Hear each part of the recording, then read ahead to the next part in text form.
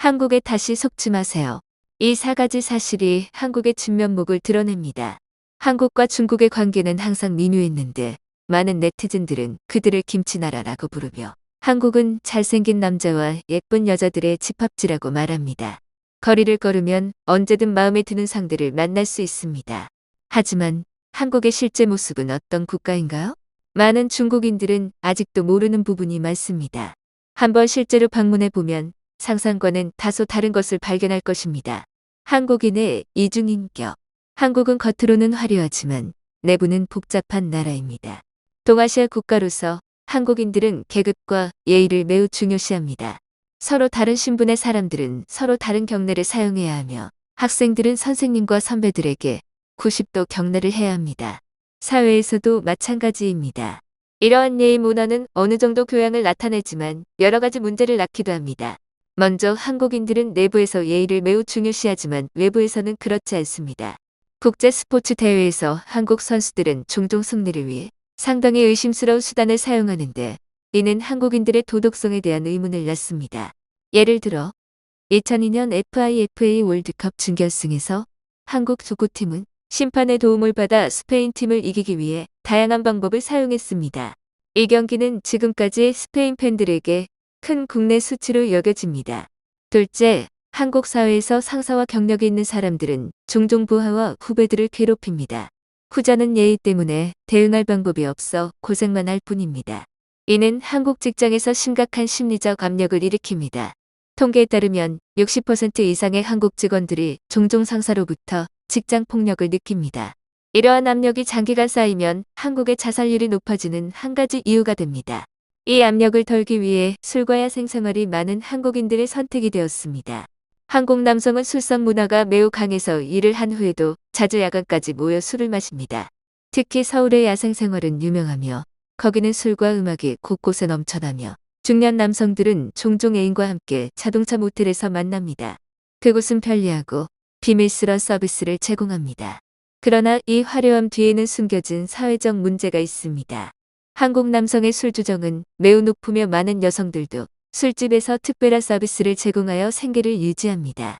한국에서는 30% 이상의 남성이 알코올 의존증으로 진단될 수 있습니다. 또한 높은 주택 가격으로 인해 많은 실직자들이 인터넷 카페에 거주할 선택을 합니다.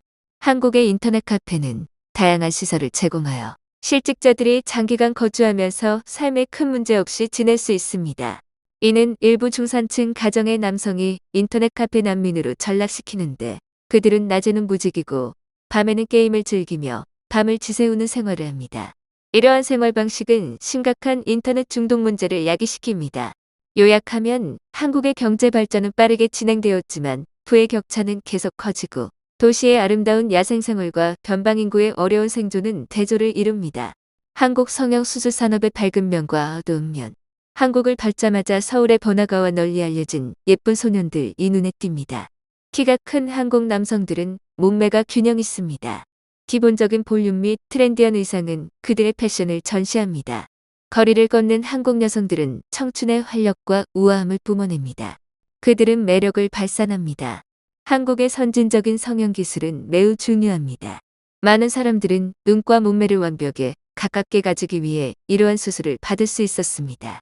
이는 자신의 외모에 만족하지 못하는 사람들에게 희망을 가져다 주었습니다.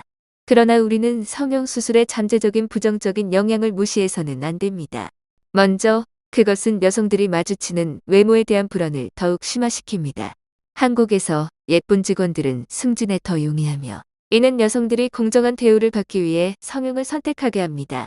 둘째, 높은 성형 비용은 부의 격차를 더욱 심화시킵니다. 사회적 엘리트만이 성형을 할 수 있으며 가난한 사람들은 원할 경우에도 할 수 없습니다. 이는 그들이 아름다움을 추구하는 공평한 권리를 상실시킵니다. 우리를 깨우치게 하는 더 중요한 것은 성형이 사람들의 미적 감각을 단일화하게 만든다는 것입니다. 많은 사람들이 동일한 기준을 추구하고 있으며 이는 우리가 다양한 유형의 아름다움을 감상하는 데 좋지 않습니다. 한국에서 우리는 누가 누구인지 구별하기 어려울 정도로 모두가 통일되어 있습니다. 따라서 한국의 아름다움에 계속해서 사로잡히는 동시에 우리는 분명한 머리를 유지해야 합니다. 외적 아름다움은 결국 사라지고 내적 품질이 사람의 가치를 결정하는 중요한 요소입니다. 우리는 다양한 아름다움을 즐길 필요가 있으며 아름다움의 표준에 구속되지 않아야 합니다. 그런 방식으로만 우리는 성형이 유행하는 나라에서 진정한 행복을 찾을 수 있습니다. 한국의 생활 비용과 수입 균형. 한국은 아시아에서 발전된 국가로서 생활비와 수입이 대체로 일치합니다. 서울이든 부산이든 일반 사무직의 월급은 대략 200만 원 정도이며 이는 기본 생활 비용을 충당하는 데 충분합니다. 구체적으로 서울과 부산에서 일반 사무직과 서비스 업종 종사자의 평균 월 수입은 대략 190, 220만 원으로 이는 대략 11, 13만 원에 해당합니다. 유럽과 미국과 비교했을 때 이 소득 수준은 높지 않지만 한국의 소비 물가 지수를 고려하면 이 수입이 기본적인 필요를 충족시키기에 충분합니다. 임대료와 식비를 예로 들면 이 베드룸 아파트의 월세는 대략 50, 80만 원, 300, 500RMB이며 일반 식당에서 음식을 먹을 경우 김치볶음밥이나 돌솥 비빔밥 한 그릇의 가격은 3천, 5천 원, 18, 30RMB 정도입니다. 주택가격 측면에서 서울은 부산보다 높으며 강남구를 예로 들면 새로 지어진 고층 아파트의 1제곱미터 단가는 1억 원을 촉구합니다. 반면 부산의 주택가격은 상대적으로 안정적이며 중산층 가정이 주택을 구매할 때 최초 비율도 약 30% 정도입니다. 따라서 전국적으로 볼 때 최근 몇 년 동안 한국의 주택가격 지수는 계속 상승해왔지만 핫스팟 도시 외에는 많은 지역의 주택가격이 여전히 감당할 수 있는 수준에 있습니다. 또한 대중교통 및 의료보험과 같은 공공복지 측면에서 한국 정부는 상당한 지원을 제공합니다. 지하철과 버스 요금은 1,500원, 69RMB이며 의료보험 보상률은 70, 90%에 달합니다. 이러한 조치는 중 저소득 가정의 생활 부담을 크게 줄여주었습니다.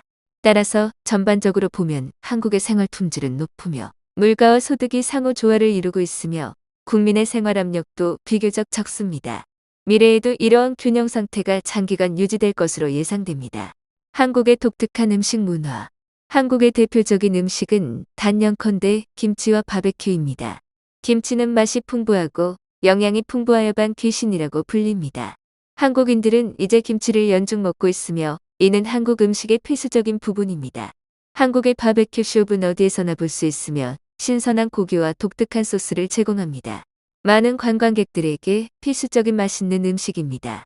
김치와 바베큐 외에도 한국인들은 다양한 종류의 스튜를 좋아합니다. 김치찌개, 갈비탕, 해물탕 등이 있습니다.